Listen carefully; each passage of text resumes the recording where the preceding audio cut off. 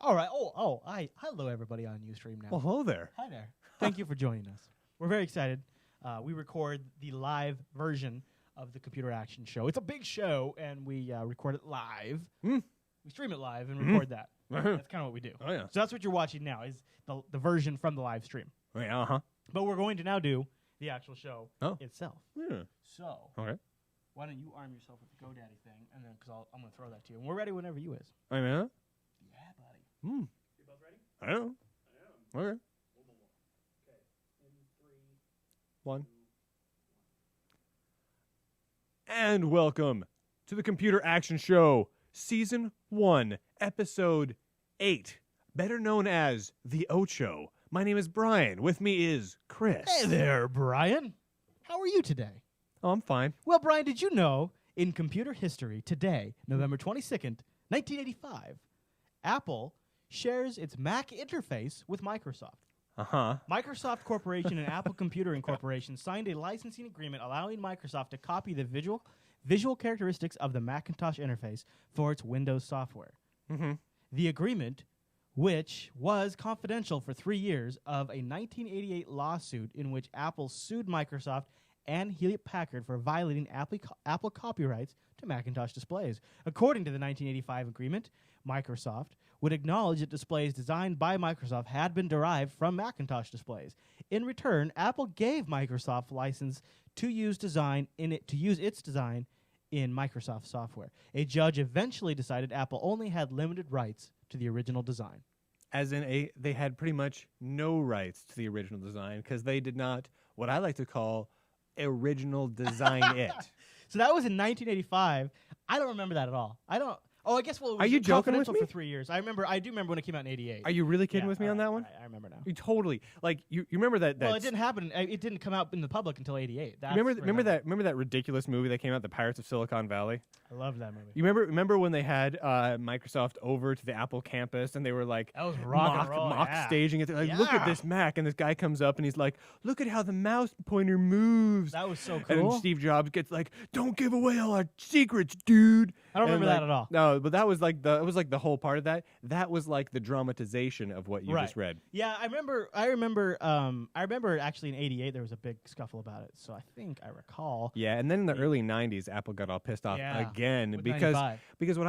what I like to see is when a technology company decides that they don't need to come up with anything new, they just want to sue people for stuff that they themselves didn't create. I think when Windows 95 came out, the Mac interface was really a lot more advanced. The Mac interface was cool. Like what was it, OS 7 around that time? Yeah, 7 something, and then 761 when that hit. Yeah. That was kind of its zenith for a while. So it was cool. It wasn't bad. Interesting little bit. You know, speaking of Mac, I've been on a quest this last week to build a Hackintosh for video editing, and I've had varying success. I put part 1 of the build attempt on YouTube, and I'm going to put part 2 probably. I don't know that I'd call it varying success. I would just wrap it up in a giant tinfoil fail. No, I mean, exposure. it's working right now. That's what Jeremy's sitting at right now. Is it really? Yeah. And it's working? Yeah. Oh. Yeah. Well, I'll take that back then. That's what the last 3 episodes of our stuff is. Beer is tasty. What did I just put out? Oh yeah, the Puget Systems video. All done on really? The Hackintosh. Seriously? Huh? I will be doing joint failures on there, yeah. I'll be damned. Yeah, so I thought it was. I saw the video and I thought, oh, this didn't work. Well, it didn't. I know it didn't. That was on the video. Yeah. No, I'm trying to figure out the best way to make it working, and then I'm going to do the video on what I figure out. Oh, I gotcha. I'm trying a few different combos right now, trying them out, blowing it away, reloading it, seeing what works, and so I'm going to go with the final solution. I'm going to try to record that for people. So I think that's going to be cool. But all right. You think so? Moving forward, You think that's going to be cool? I got something really, really, really exciting to talk about if you are an iPhone user. Kind of blows my mind a little bit. I know. We've been working on behind the scenes. We have created a Computer Action Show iPhone application. Yeah. And if this is a great way, because one of the nice things, it kind of gets around Apple, so don't tell them this. One of the things about the iPhone iTunes client is you can't download anything over a certain size over 3G. Right. So like if you're on the road and you want to get the latest Computer Action Show, you either have to stream it because there's this trick preview mode, but you can't download the whole episode. So we have an iPhone app right now, and if you just go to the iTunes store and search for the Computer Action Show, you'll find our application. It will download over 3G or Wi-Fi new episodes as they're released to the iPhone or iPod Touch. and we're including to make it a little extra value in there. It's $3.99 for the app, but we're also going to include exclusive behind-the-scenes video clips, audio clips, text files, things like that inside the application. It's kind of cool. And including in the app, one of the things that's kind of neat is we've built in the call us button. So you can just call the show's voicemail right from inside the application, or also email the show. What's great about that is when you listen and I say something that pisses you off, you can just you're like, I hate Brian. Click. Yeah. And boom, you're right so there. So it's a nice way if you have. I expect to get at least 10 voicemails by the next episode that are nothing but I hate Brian. And now we know about 74% of you that download via RSS do so with iTunes. So there's a good chance that there's a lot of you out there with an iPhone or iPod Touch. This is a great way to support the show. And as a thank you, we'll be giving away 5 copies for free. We've got 5 giveaway codes. It's the way the app submission system works. Yep. And we'll be giving those away over at facebook.com/Jupiter Broadcasting. And if you guys really like it, I think we're going to try to pursue an Android version and maybe other phone vendor versions too, but I think probably right now it's going to be iPhone and then Android. Just to point out, it has background play. So if you're listening, you download the podcast episodes, boom, hit a button, boom, it plays in the background while you're doing other stuff. That's really cool. That's actually a great point. One of the things it can do is it can load it'll download the episode over 3G or Wi-Fi, and then it can load it into the iPod player, which is like one of the few applications Apple allows to run in the background, surprisingly. So you can then go about doing other things on your phone. It's pretty pimp. Yeah, it's pretty pimp. Or iPod. Yeah. All right, Plus Brian. the little screenshot of it just looks kind of cool. That's us being it's like cool. us inside of like a Commodore Yeah. 64 old Yep. Mac style case. Yep. Which is really where we belong. I'll put up a link in the show notes for this episode. But you can also just go over to the iTunes Music Store and search for the Computer Action Show. Now, Fancy pants. before we move on, let's also thank our buddies over at GoDaddy.com. They've got a very special Black Friday offer that they're only offering to just a couple of podcasts out there, and we're one of them. So pull that sucker up because it is pretty cool. It's something that is going to be for a limited time only, so you'll want to listen and check that out. I'm trying. You got to click the thing, and then you click the thing. It's a Google Docs thing. It's like embedded. There you go. Wait a minute, guys. I found it. Well done. Here we go. As a special Black Friday promotion, GoDaddy has given us a special promo code for $5.com domain names. $5. That's $5. 5 smackaroonies USD. Use the code BlackFry. That's BLACKFRI. Black Fry. All uppercase. It's Black Fry. Starting at 12:01 a.m. on Black Friday 2009. That's day after Thanksgiving. That's November 27th for all you I don't the know, for week this is everyone, for coming those out. of you who wants to know. And it goes through to 11:59 p.m. on Cyber Monday 2009, So it which is only for Black Friday, only $5. well, it's also for Cyber Monday and Oh, the days that's between right. them, but it's That's also right. Black Friday. And get a .com domain name Sorry, I for messed just that up. $5. Here's the important part. This code is only for the first 250 people. So think of the perfect domain name now and reserve it first thing on Black Friday. So I messed that up. So what days is it? So it goes from 12:01 Black Friday. 12 Black Friday through 11:59 p.m. on Cyber Monday. So 3 days. So it's not 24 hours. The it's 3 days. 27th through the 30th, the full days. But only boom, go. 250 people are getting in. The first 250 people get their domain Black names for Friday. $5. So if you've got a Black Friday. genius website, but you're not sure if it's worth the money, $5.com, you can't really beat that. No, at this point, you should probably just start typing random letters in for $5 and see what you can get. Because really, at some point, the domain names will get so crowded that Harbly Furpederf is going to be That's really, true. really valuable. That's true. And we I want mean, to come on. Google.com is the most valuable thing in the world right now. Think about it. Think about how ridiculous that word is. Oh, I know it. Seriously? Or could you imagine what somebody pay for Flickr.com? You know what? That's like Not that, even spelled it's like that correctly. SNL sketch about clownpenis.fart. I know it. That's like It's one of my crazy. favorite. It's like, crazy that there's that's a internet great real sketch. estate. People got great real estate on the internet. It blows my mind.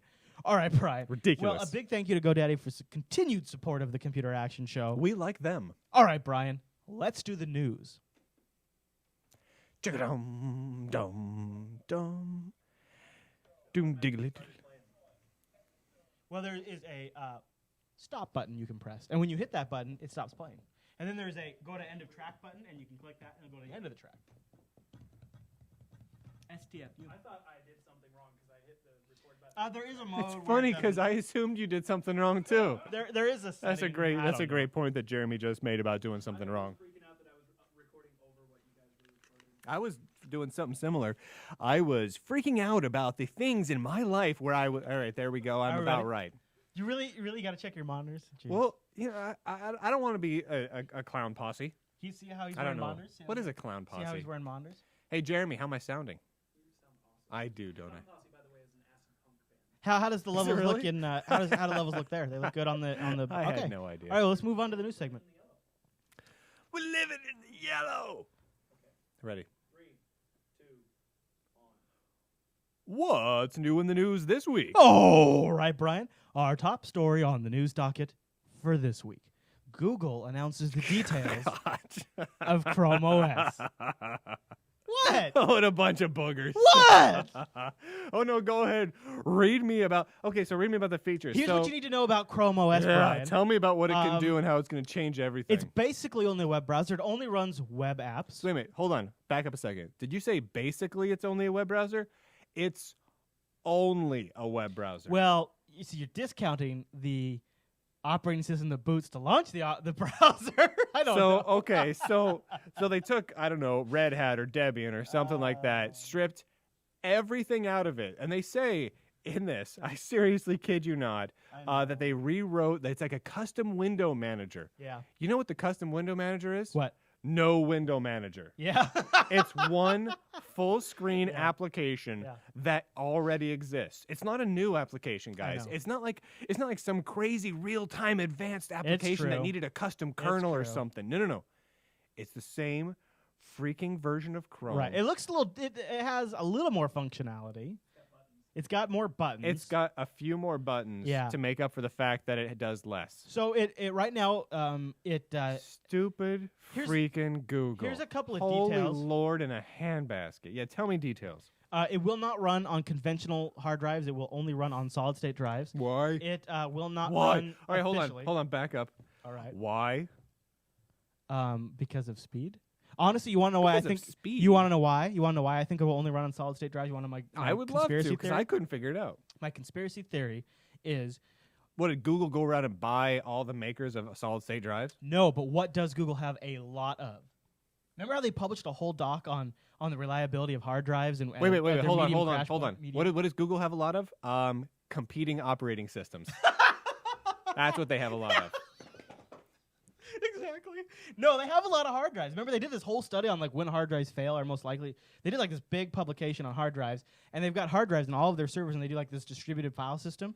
And I think they are done with the spinning hard drives, and they want the world to adopt solid states. So they're saying Chrome OS is only going to support solid state. That way, they can push forward the development of solid state, so they can get them cheap. Oh, that's good. in-house. So, what's great though is you have solid state drives on there, so that's great for when you're downloading and running the native Chrome OS applications. So the solid state drive does mean it boots and it's ready to go in like 7 seconds. I mean, the solid states are really fast. Yeah. But I think, honestly, Google is trying to push forward solid state in the market to better. But what are you their- going to store on this thing? It's not going to be photos. Nothing. So why would you even log need into a drive? it with your Google. So is the login SSD just to store like your cookies? to boot the OS? And they do have a Gears component, so there's some offline support. Like you can read email offline. There's like caching. Yeah. So, Okay. so it caches some of the apps locally on the SSD. But yeah, I know. I agree. I don't understand. Okay, well, wait. You finish reading off all the bullet points and sell me on Chrome OS. All right. So Here we go. Chris is going to give a sales pitch for you why have to Chrome OS is buy amazing. a Chrome OS device or download the source code and compile it yourself. There already are some VMware images and VirtualBox images online that you can try I tried it out. I tried it out last night. You know, if you've tried Chrome, then you've tried it. You know what's really great? If you download the VMware image for Chrome OS, you know what it's a lot like? Downloading and installing Chrome Yeah. and running it. Except here's the great part, is it takes up about 3,000 times as much memory. It's really cool, guys. So it's Get not intended on for that. desktops. It's intended to only run on netbooks. Uh-huh. And Oh, except for netbooks that don't have storage. right. Right. So It does have a couple not like this netbook that can run like So all check this sorts out. of cool Check this out. netbook It does have OSs. a couple of cool UI features where you can better view all the tabs. Oh, nice. Windows 7 and Ubuntu both have that. That looks really cool. It does kind of look like Compass, doesn't it? It looks exactly like that, except it's like a cheap Yeah, man's it version looks like of a it. cheaper yeah. version. Yeah. So a good point. which Windows 7 has something like that too? That looks pretty cool. I So guess I can't. so really. Microsoft and Ubuntu and the GNOME guys and the KDE guys already Yeah, and the have Mac does that. it now too. Yeah, the where Mac's you, when got you hold something down like the that. icon. Yeah. So what are we getting? Well, here's this. Since it's obviously open wait, source. so here's the great thing. It's open source. It's open source. It's open source. You can't beat and that. because You can't beat that, Brian. here's the great thing. Okay. Because it obviously doesn't do much of anything. And it's just basically taking one application that already exists and putting it on top of one kernel that already exists. Right. It'll be out immediately. So it ships tomorrow, right? No. There's not a firm release date, but it's going to be. I think some people are saying either March or fall. I can't remember. Yeah, they're saying end of 2010. No, really? Yeah. Wow.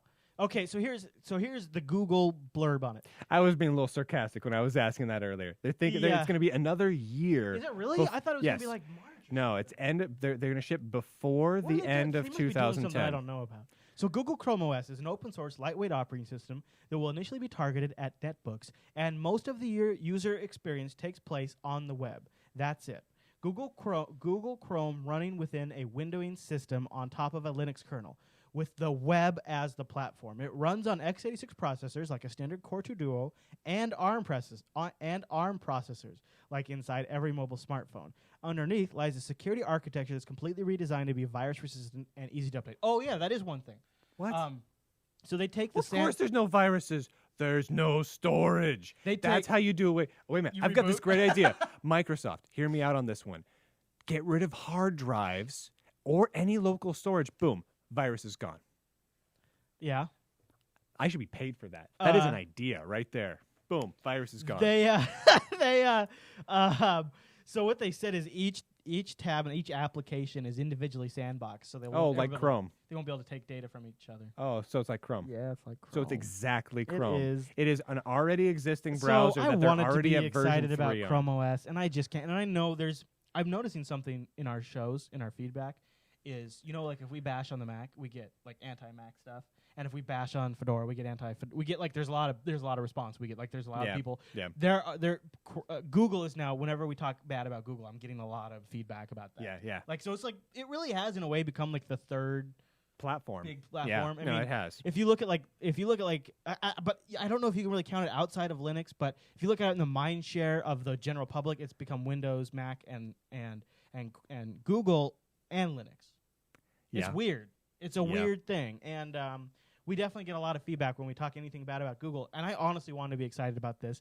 I just can't do it. There's nothing about Chrome OS that has me excited in the least. I'm confused. I can't legitimately run it on my netbook. I have to download and support my own version. Why? Okay. No, hold on. Put it on a hard drive? It'll be a little slower. Fine. You know what? I'm cool with that. Let's take a step back. Let's like Android, right? The other Google OS. Well, and that's the other thing. Why a perfectly separate suited OS? for this task. And Android apps can't run on Chrome OS. So they are basically kicking Android Marketplace in the sack. In the sack. And I don't understand why. That's what I'm confused with. And there's some talk. What do we get? So some people at Google say the two will never converge. There's no need for them. And then some people like Sergey, one of the owners, says they will eventually converge. So I don't even think Google inside. So they don't even know. This, to me, honest to God, Brian, this to me sounds like something Microsoft would have done a couple of years years ago. It? Yes. I mean, we've been making fun of Microsoft for years about having Windows and Windows NT and Windows Mobile. And for a while, and for a Windows little while embedded. they had yes. They still have Windows embedded. And they had and for a while there they also had the Windows 98, 95. Yeah. Tree, which and is now Bob. dead, but. And, I mean, they've had so many different versions of Windows, and Microsoft came out and was like, you know what, dudes, mistake. We're going to base it all on the same kernel. Now they just do a bunch of variations of that but it's still the same OS. It's the same OS. So I mean, they came out and they said flatly, we lost a ton of money because we screwed up and we had way too many variations. So now they're trying to consolidate, they're having a hard time at it. And they're not doing that well. Like but Google they're trying. Started with one OS, and now they're like diverging off. They basically sat down and were like, you know what would be great? We should shoot ourselves in the foot real quick. Wouldn't that be so rad? They're finally making inroads with Android. But what do you think? Android. I know, just right? now. Just right the F with now. The Droid is like it's on fire right now. Just like literally within the last two weeks. They get the fire hose out and they dump it all over Android because you know what the fire hose is? It's the people running Google whipped out their wieners and peed on all of the buzz that they got. I totally completely agree. It's like I want Android, the phone OS, to be successful. And it seems like the best way to do that is take that same OS and let me run on a netbook. That means I, as a consumer, can buy one application and run it on either device. Maybe Well, not here's- all of them, but some of them. Let's be fair. In some, there are different cases. So, like a netbook and a desktop and a laptop and a phone, Yes, they all have sure. different purposes. I can see having different operating systems for each. However, they've made it clear that Android has some functionality that would work good on a tablet or a netbook. Yeah. So now we've got a internet tablet OS in Chrome OS that has less functionality than Android. Right. And it is competing only with market share from Android. Yeah. Because companies Those two types of devices are are converging together. like look at companies like this. What are the companies out there that are going to be shipping with Android or Windows Mobile? It's HTC, Right. Arcos, Yeah. Nokia, Sure. these sorts of companies. They're either going to go with Windows Mobile or Android, Right. and that's or Maimo maybe. Maybe, hopefully, but probably not. But that's mostly on the Nokia Probably side. gonna be Android. So it's going to be Android or Windows Mobile. Like Yeah. HTC is a good example, or Arcos. Arcos does their own Linux kernel. They can use Well, no, Android. Arcos is now They using have Android one more and more. for one But one device. But they have plans for But they have way plans. more. But there's the thing is, they need to be able to extend the platform. Right. They can do that with Android. They can do that with Windows Mobile, or they can do that with plain Jane Linux. Chrome OS, they can't do anything with that. Well, so it is why? open source, but if you diverge from that, then you're losing the But benefit of the- using the Chrome whole OS. thing. So at that point, why would you even? You'd be redeveloping a new window manager, a new Exactly. application stack. It'd be stupid. It'd be pointless. So is Arcos going to do it? No. Is HTC going to do it? No. Nokia? No. Motorola? No. Who in their right mind would look at Google and say, "We just got to have that stuff"? It's not going to happen. This is stupid. I honestly, I don't think Chrome OS is going to go anywhere. It's going to go away. It's just going to peter out. 1 year from I don't now, know. it will be I'm something we actually- laugh about. I'm worried it's going to be It's the gone. opposite because it's Google, and people, if you don't want to be married to Microsoft, but you want to be in the space and you want to be with a big name, you're going to go with Google. And I'm worried that. But for that, they've got Android. I don't- It's like, But see, the thing is Android has some work before it's ready to be on a netbook. I want to make sure I make this clear because we got one question coming through the chat room right now, and they're asking basically, will there be like a software repository or something like that in Chrome OS? No, there's no native software. You can't install, download anything. It's all web-based software. Not even like a little Which bit. we've seen how well that worked for the iPhone. Now we see how Or- well it worked for the Or Palm Pre. look at the Palm Pre. The Palm. Now see Yeah. here's the difference though. The Palm Pre is all web based, but it still has a software store where you can put software on it. Chrome OS does not. Right. So it's less functional than the Palm Pre, Right. which is So failing. the idea is, and the applications in the cloud are getting good. The idea is you set up all of your applications in the cloud, and then the machine hardware you access it is totally interchangeable. I don't see that to be the reality for a while.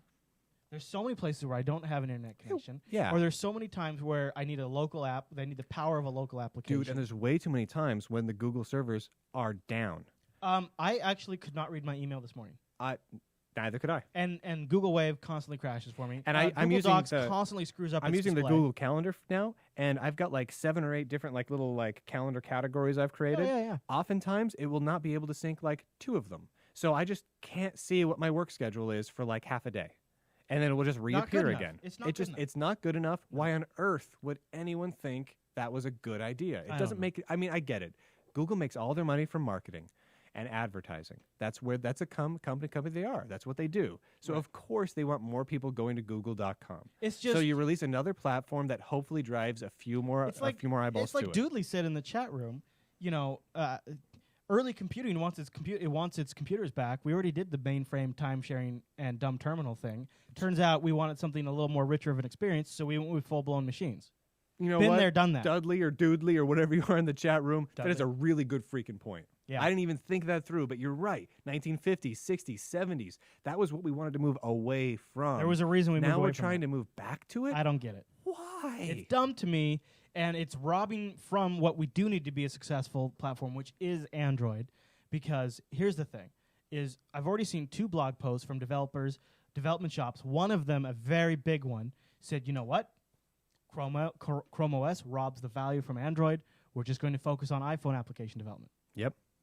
Because to them, they now have this very gray area where they Yes. don't know where the effort's going to be put. They don't know what's going to ship on devices. And they just say, well, we know we make money on the iPhone.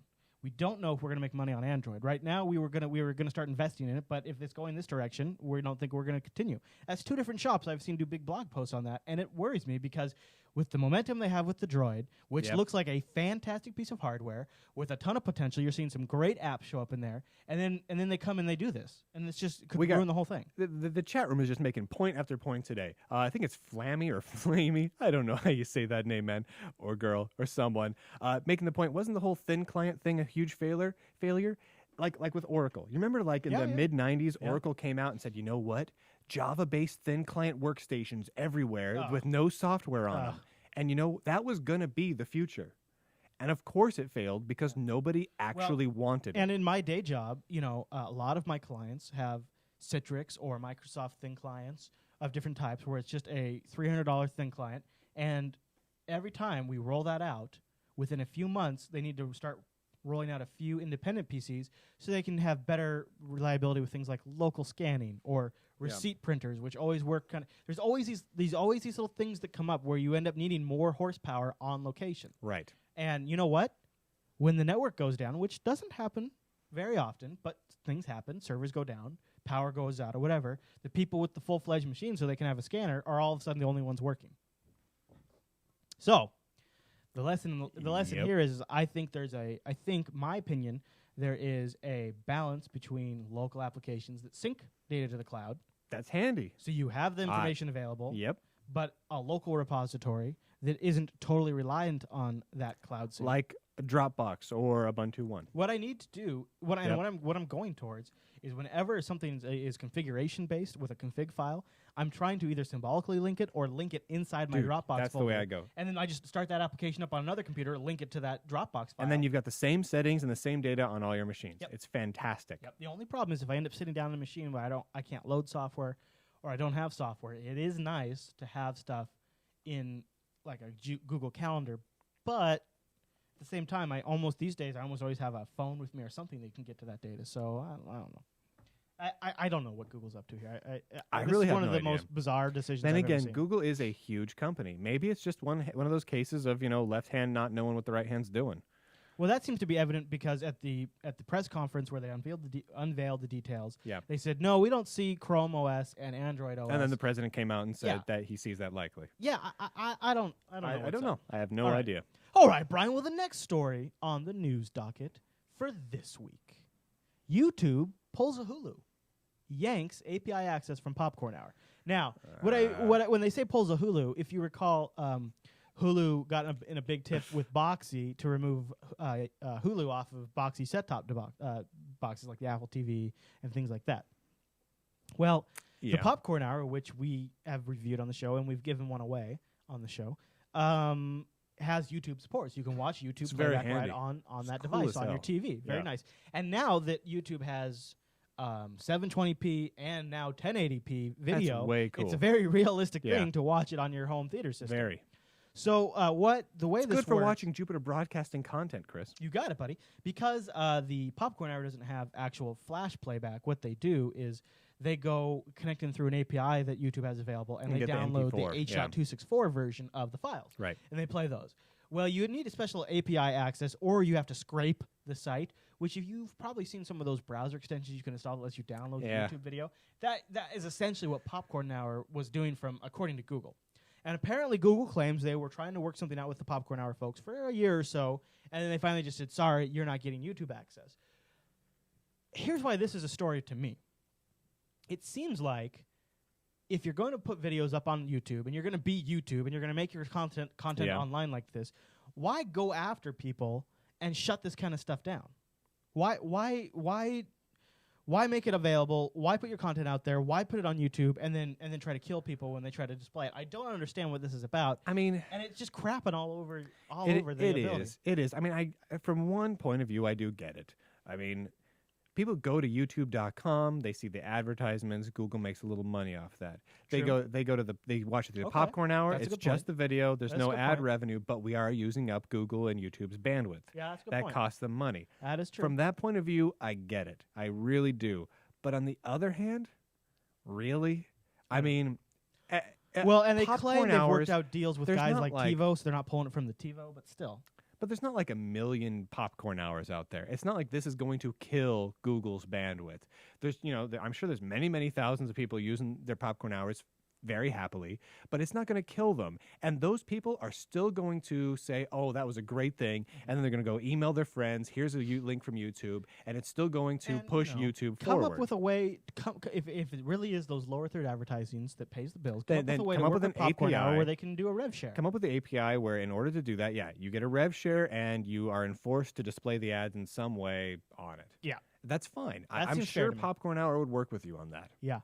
All right, But, Brian. ridiculous. The next story on the news docket for this week. Fedora releases Fedora 12.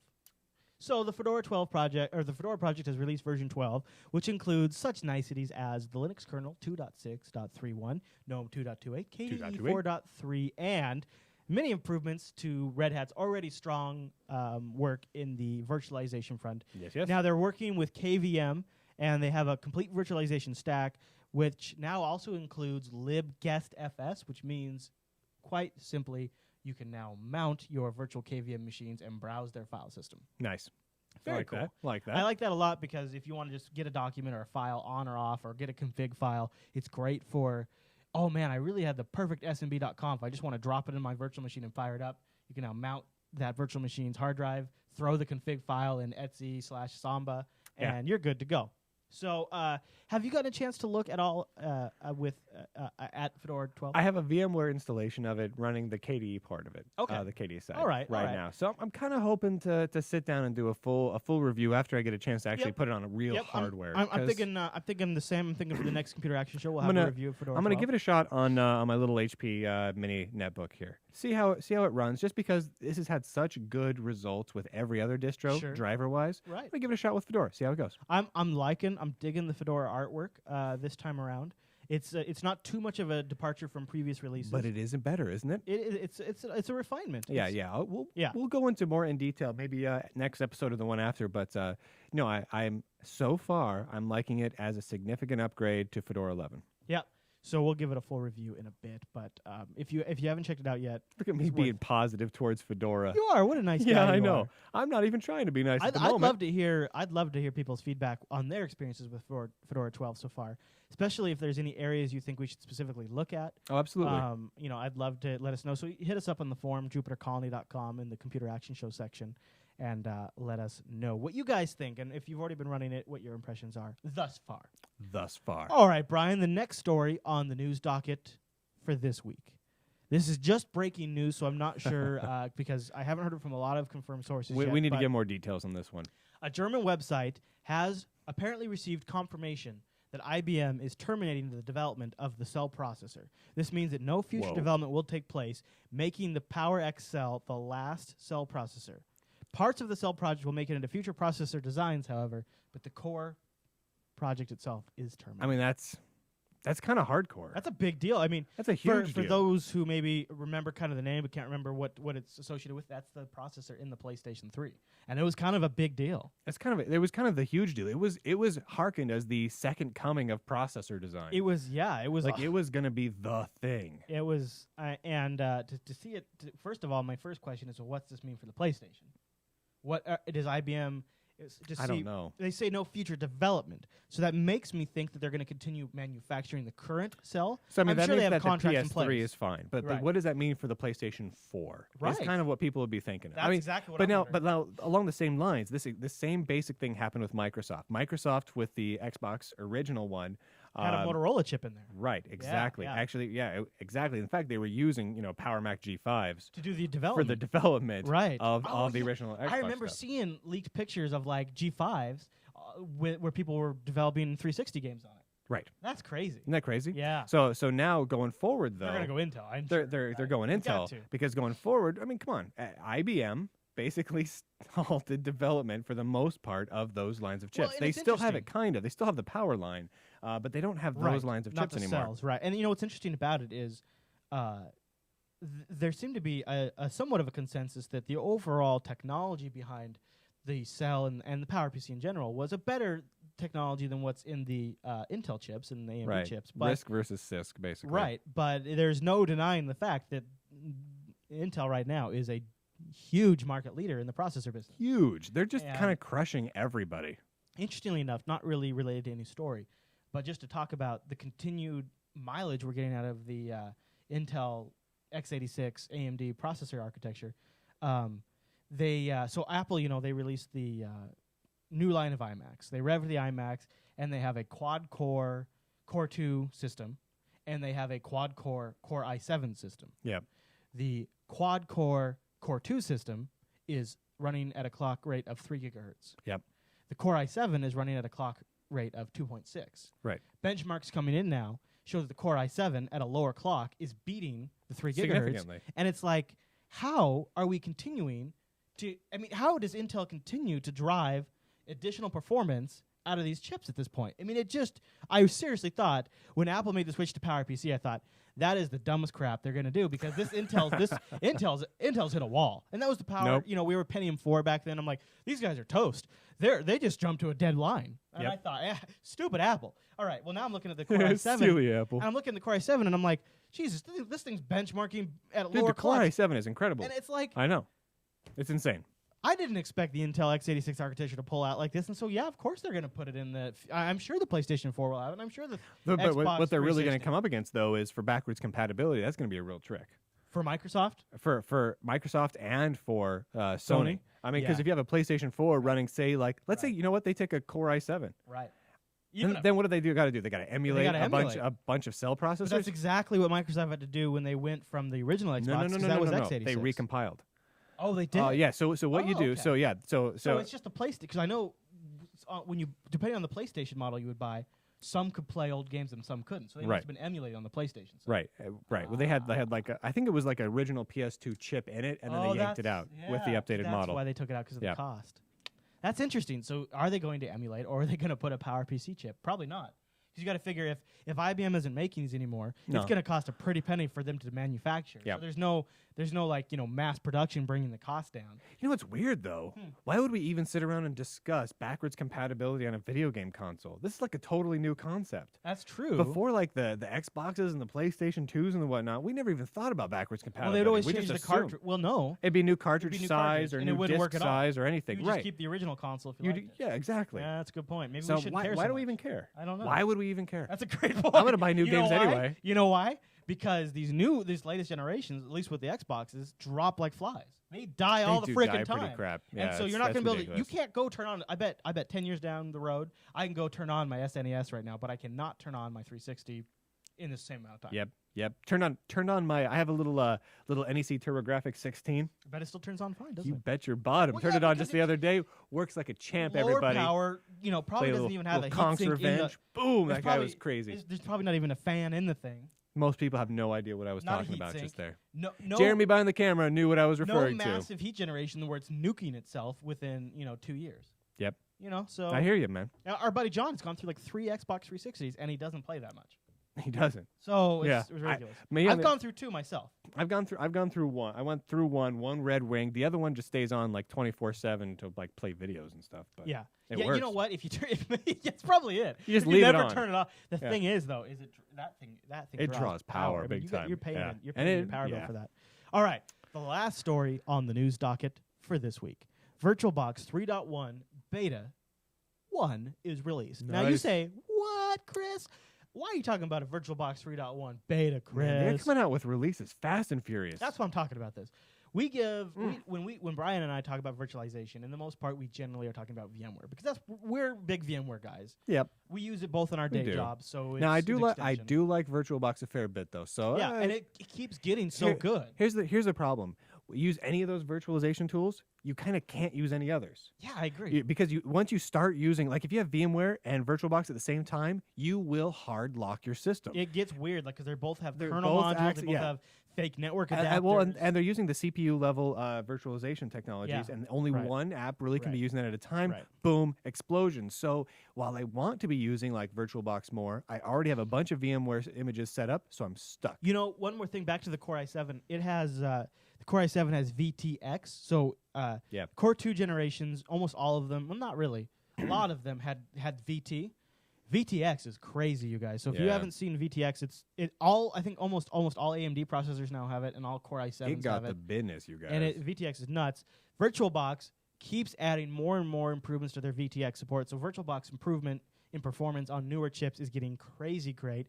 They've introduced a new feature called teleportation, which is their kind of neat little, everybody has to have their little phrase. That's their phrase for migration of live machines. Yeah. So you install something on a live machine, VirtualBox connects to it, pulls that machine into a virtual machine. Yeah. Which is awesome if you're migrating to Linux, but you still need a Windows application. You can take your current working Windows install with all the applications set up the way you need. Just kind of suck sucks it into in. a VirtualBox. You know for what? free. You know what they should do? They should call it Virtue Suck. Yeah, that's what they should call it. VSuck, right? Yeah, no, just I like Virtue Suck. All right, okay. Yeah, that's better. All right. VirtualBox, son, get a hold of me. I will make you a logo. Windows guests now have 2D performance acceleration. That was funny to me, everybody, because I had the image of the logo in my head. So the problem with this is you guys can't see in my head to know how awesome that logo looked. Because seriously, it was good. Chris, right. continue talking about whatever you're talking about. I'm going to sit here and ponder on Virtue Suck. you power on that. You ponder on that. So if you're running Windows guests, you've got much snappier window drawing and performance for the Windows GDI dialog. And the chat room, Suckbox. that's a good one. Open Solaris. I'm going to be stuck on this for the rest of the episode. If you run Just Solaris telling you. guest or host, you've definitely got to get this one. There's nice updates, some improved fixes, bug fixes for iSCSI targets, and also Windows 7 support. So if you're running Windows 7, probably it's time to start seriously considering upgrading your VirtualBox installation. And Hey, wait a minute. Discs suck. Right. Yeah. All right, that's all I got. Continue. Okay. All right. Talk about your technology thing. Also, Mac host. There's a couple of bug fixes, but the most 3D support bug fixing across the board for all operating systems, and this is because they're getting very good at OpenGL support inside VirtualBox. It's You're getting talking, really you get good. your comp is now. You get your comp is So on. that's really cool. Yeah. So there you have it. Also. I already mentioned Windows 7 improvements. So it's a great release. I'm getting very excited about where VirtualBox is going. There's a couple of nagging things issues I have with it, mainly just around the GUI management. Yeah, their disk management is what the biggest problem is. You know what's interesting? Speaking of it's kind disk of hard. management, is did you know that they use the same disk drive like their the VHD format is a format that was developed. It was developed originally by what was the old emulation software called on the Mac? Where you could run, was it Virtual PC? It was Virtual Yeah, PC? Connectix Virtual PC. Yeah, Connectix. Yeah. That So Microsoft bought them. Yeah, Microsoft now uses the VHD format, made it an open specification, which and is now cool. VirtualBox uses it. Isn't that great? So your fundamental compatibility between Hypervisor and Virtual PC and VirtualBox exists, which is very nice. That's very nice. They can theoretically share disks. The only problem is they each virtualization package installs its own set of host add-ons or tools, and so they aren't compatible with each other. But you can work around that. So you can work around that, man. There you have it, Brian. I do have it right there, Chris. All right, Brian. Well, that's all the news for this week. Nice. All right. So I think the only thing we have to do is the Puget Systems. How long are we? How we doing, man? 41 minutes. Nice, man. Yeah, we're cooking. We're nailing this. I know it. We're running here. We're going. Oh yeah, it's 4:47. How's the chat room doing? They're loving us all. God, there's no way. I don't know how we. I don't think there's a way for us to. I know they're talking about Stoked. I don't know how we can do I Stoked. don't know how we can do Stoked, dude. Or it's either that or we don't release a high quality version of Stoked. Well, It really sucks. I understand. I'd love to do a live one, but I Or we can't. do it with the lip sync. We do it with lip sync issues. We could do that if people are willing to live with lip sync. no. Or we could do a super low res stream for Mini Machine. But then we aren't going to be able to cut in screenshots and stuff like that, right? No, it'll just be kind of them hanging out with us while we record it. I could send them a very low quality stream, and we could still capture from HDMI. That's what I'm saying. Yeah. So we should probably figure it out when we're not recording the Computer Action Show. But Yeah, oh yeah. we'll figure it out after the show. All right. That's just a little behind the scenes tidbit, everybody. In our production quality Yeah. issues. Oh man. Just going to introduce this and then I start rolling it. I think I want to just. I think You want to just splice it in? we'll chat about it for a bit. We'll chat about Puget Systems. Then we did a road trip, and then we'll be like, and we did a little pre-packaged thing. We'll play that for you now. And then you just fire it up over there. Stop recording there, because I'm going to bring it in post. Stop recording the audio. Yeah, when we roll it, because That's all self-contained within Wirecast over there, so there's no way to get it into that machine. But I'm going to just extract the audio from it and put it in there later in post. Okay. All right. Ready whenever you are. I'm ready. Okay, in 3. You want an intro? Okay. All right. In 3, 2, 1. A couple of days back, or a week or so back, or Yeah. however back it was, we we took can we change. took a little road trip. We can change. Yeah. Down to was it Auburn? Yeah, we got up early. Down to Auburn, Washington. None of us are strong morning guys. We all do it. No. Yeah, we kind of. I don't really turn my we're a little brain on groggy. until about 11. Yeah. Thereabouts. And PM. we got there around 9:30. So you It can was do the math. It was rough. So we showed up down at a place called Puget Systems. Yeah. Now Puget Systems kind of a cool place. Basically cool. they're your system builder. They're like I kind of like to think of them as like a mini Dell. They're like a lot cooler, more in tune version of Dell. Yeah, And we they're just thought, we got these guys. Yeah. They're if you come up with if you search for custom gaming PC or custom PC this or that, they're like one of the first guys that show up on Google Plus. Well, they've done some really crazy stuff. Yeah, they made it big for that oil cooled machine on YouTube. Right, and the thing was, they made it look like an aquarium. So they made it so it looked like your PC was an aquarium, and all your guts are submerged. And it was a mind blowing and then they cool thing. the oil, and by cooling the oil, they cool the machine. And it cools very efficiently. It So it was does. very, very interesting. So another cool thing, they also do they do multiple platforms, so you can get custom builds of systems with Ubuntu, and with Windows. I think what we'll do is we very shot a lot of footage, and we thought we'd maybe break it up in a couple of different areas of focus. And Yep. so we thought, well, the first area to focus on is their equal support of Linux and Windows. They also offer machines with no operating system. In fact, some of their custom configs, the default is no operating system. And they also offer open office on Windows machines. So they're really in tune with what the customer wants, and that's really cool. So we put together really a little cool. package of our trip down there, and we thought we'd play that for you. And now, Puget Systems, located in beautiful downtown Auburn, is a different kind of custom PC shop. From oil-submerged system kits to this piece of computing machinery. But one of the most interesting things about this shop is their inclusion and equal billing of Linux operating systems. we're walking. On both their homepage and when building a custom PC, Linux distros maintain a position of respect. We had the opportunity to speak with founder and president of Puget Systems, John Bach, on this topic. Build systems with no operating system. We build systems with Linux. We offer Ubuntu. You offer open office too, which is great. Mm-hmm.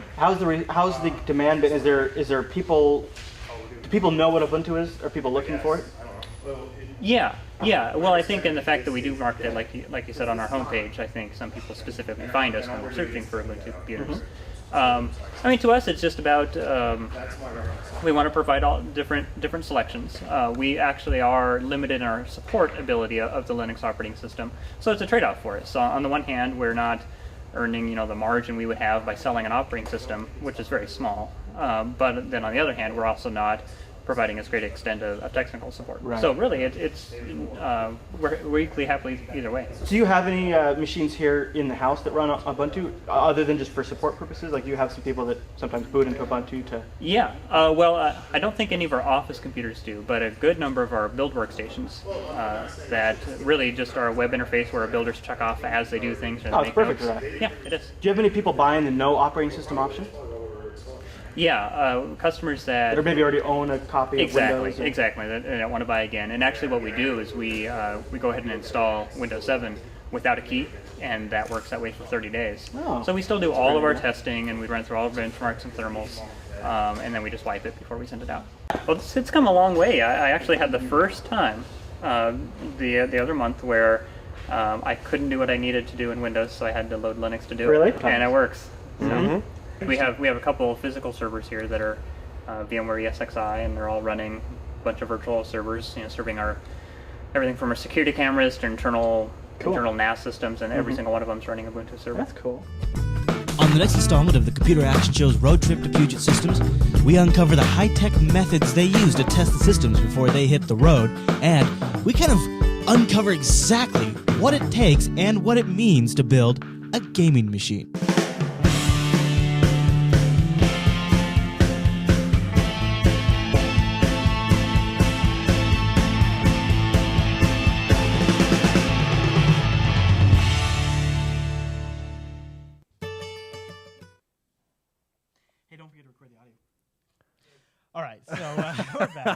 we were playing around in the studios. You probably heard us. Yeah. You let me know when you're recording over there. So you're gonna do a little talk out. I'll talk it out. Like a hug. Like a hug it out. Hug it out. Okay. In 3, 2. All right. So those of you listening to the audio version, the video is up separately. You can either watch the video version of this episode, or that clip is up as an independent clip, and I'll link to that in the show notes. Which is amazing. We've got more coming up from those guys. We sat down.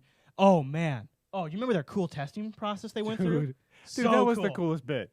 was I really- won't give too much Thermal away. camera was so cool. You like gotta a wait to see that. thermal camera, and it's like all sci-fi. It's literally, it's like when they're like. It's like a gun. It's like a thermal gun. It is. It's like thermal guns from like a sci-fi movie. it's like the movie version of Doom where they're like walking Yeah, around. And dude. it's like pitch black. No, it's like pitch black with like Vin Diesel, Right, and it's all right, thermal crazy. right. And there's like these creatures that look like manta rays. It's like They're if you're so hunting for your hardcore. life to stay alive, but instead it's computer It's, testing. so you're life hunting, right? Boy, I gotta really edit that pretty strong to make that exciting. You really, you know what you should do? Right in the middle of it, cut to just like a clip of Pitch Black, because that movie was hardcore awesome. These guys are pretty cool. You know, one of the things I don't know if we got this on camera. If we You did, know I'll the try other to thing throw we it in. did we forgot to get on camera What? is that the sequel to Pitch Black, Chronicles of Riddick, Yeah. I think is far underrated. Brian, remember how I we're know doing a people, show? People really didn't care for that Brian, much, remember the but it was show? a really good movie. Hey Brian, show remember? Oh yeah, right. One of the things they did when we were talking to them, I don't know if it's on camera. If it is, I'll try to include it.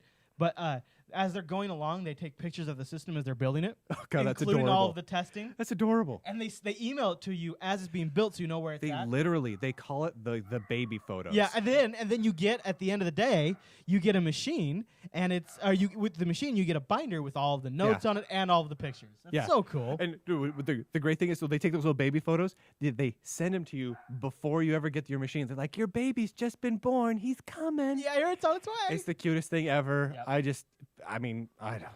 It boggles my mind how cute it is. Absolutely. All right. Well, that was part 1 of our road trip to Puget Systems. All right. I think we're ready to wrap this guy up, and then we will figure out Stoked. Oh, I'm sure. But How dogs could are you not? awesome. How could you not hear the dogs? I don't know. I was Alright. trying to tell if I could. Oh, you could. I can tell how loud they were. I You can heard the dogs. tell. Yeah. All right. So that's the wrap, right? Let's just wrap this sucker up. Let's wrap it up. Ready whenever you are, Jay Rance. Here we go. In 3, 2. And that brings us to the end of this week's broadcast. I want to thank everyone for stopping Yeah. by. I mean, each and every one of you. Every one I of you. appreciate you. You're welcome. all of you. I mean, thank you. Each of you. You're thank you. All right. That's all we got. I wanted to mention, if you are a Star Trek fan or if you're interested in the upcoming Star Trek online video game, we've launched a new show called Stoked over at JupiterBroadcasting.com, and it is our ultimate podcast to the Star Trek online video Well, we game. didn't just launch it. It's been going. We got 10 episodes in now. Well, I think 11, right? That's Compared to practically the Computer a Action Show decade and worth the of Linux Action episodes. Show and the Age of Jupiter Broadcasting, it is just It's launched. still pretty new. Yeah, That's a there you good have it, point. Brian. But So- it is worthwhile for checking out if you're into that sort of thing. Yep. And you know what? Check it out even if you're not, because like beer is tasty. You don't have to be into the topic to enjoy the show. true. A lot of people because find of this that mug. surprising. This mug here, boom, right there into your screen. Remember, thousands and of more people are listening than they are watching. And then the Just eyeballs. keep that in mind. All right. Bear this in mind, people who are listening but not watching. Right. That's They're Did I missing get this that mug. right? Yeah, They're- you got it. That's what I'm They're saying. missing that mug. I'm doing hand Mug gestures. Framing, mug framing. right now. And when I said gestures, what you got to see if you're watching the video version is a little bit of spittle went over the microphone And onto the as- laptop. onto my laptop. Oh, that's right there. Oh, look at There that. it It's is. on the table. I'm just glad it didn't get in my keyboard. All right, just a reminder to everybody, we're going to give away 5 free copies of our new iPhone app for the Computer Action Show, and we're doing that over at facebook.com/Jupiter It's Broadcasting. very exciting. And there's also our forum over at Jupiter Yeah. Colony, which is spelled a lot like colon. It's like Jupiter Colony. But not quite like But colon. it's very close. That's what makes it colony. That's what makes it colony.com. Absolutely, everyone. Well, thanks so much for watching this episode or listening to this episode of the Computer Action Show. I thank the people who are watching. I Not thank the people who are necessarily listening. the people who I are love listening. no listeners. I love you. Chris loves you. Chris loves Brian will love the video guys. you. I love the video guys. All right, I love the video guys too. And the listeners. Oh my goodness, everybody. We're back in 2 We weeks. love people. See you then. Later. I know. Yay already did. for us. Look what I already did. You have it still up? Yeah, I got it. Okay, I have a little bit of bad news. There's like a half a second missing in the beginning where I double clicked and I should have single clicked. So Sounds like we're okay. no, you just listen again. It's just missing right. It's like the name of the show. You know, here. Let's do and welcome to the Jump Linux to the Action end. Show real quick. Computer. It's the computer. Put it at the end. Welcome to the Computer Action Show. I want to do that right. Okay. Tell me when you're recording. Okay, 3, 2, 1. And welcome to Season 1, Episode 8. And welcome. Hold on. Shut up. And welcome to Season 1, Episode 8 of the Computer Action Show. All right, now we're going to do the world-famous Shot Were Heard Round the World intro of the Computer Action Show. Here we go. This week on the Computer Action Show, Google announces. Oh wow, that backed up way too much. Dude, seriously, Chronicles of Riddick, though. Yeah. I really enjoyed that film. I know a lot of people didn't, but I was aching for that third I one. liked Pitch Black more. Well, yeah, I like Pitch Black more, but it was so good. It's like Return of the Jedi. I really enjoyed. Yeah. But Empire Strikes Back was a better movie. You know what I'm saying? Oh, And absolutely. It came first. Yeah. And so Pitch Black, like, it was just a better movie. Empire The Strikes Back. The Chronicles of Riddick was a little more goofy, but a little more fun. You know what I'm saying? Okay. It was like the Return of the I'm Jedi with of the ya. Star Wars franchise. All right, I'm with you. I just wish they'd have more. I got you. Basically, what I'm jonesing for is I'm jonesing for the episode 7 of the Chronicles of Riddick. I want Heir to the Empire version of Chronicles of Riddick. Yeah, buddy. I'm with you on that. That's a whole topic that I just gave out right there. I just basically slammed down 3 episodes of Castablasta in like 2 minutes. Hey, are we ready to record the intro, or we did it? It's kind of. This It's week all in kind the of. Action Show, It's all kind of Google hard to says fit the on that details screen, of though, 'cause it's also small. for Chromo. The details. I'm gonna edit this. Yeah. The details. I'm gonna change Yeah. this to of. Yeah.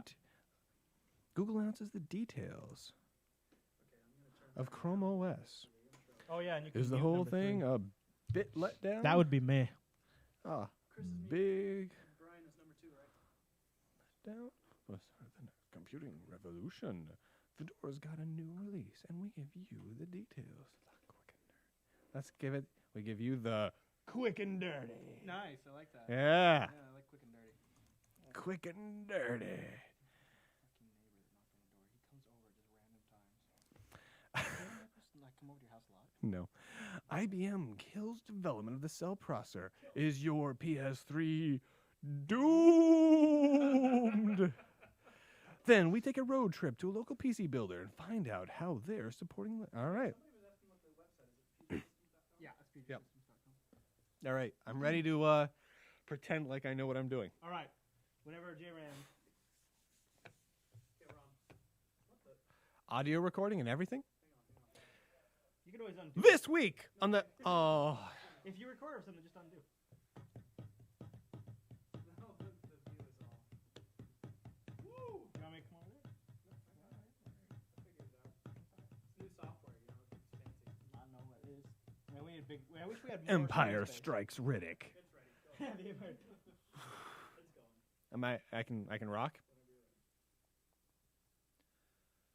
This week on the Computer Action Show, Google announces the details of Chrome OS. Is the whole thing a big ol' letdown or the start of the next computing revolution? Fedora's got a new release and we give you the quick and dirty. IBM kills development of the cell processor. Is your PS3 doomed? Then we take a road trip to a local PC builder and find out how they're supporting Linux. Plus so much more. All this week on the Computer Action Show.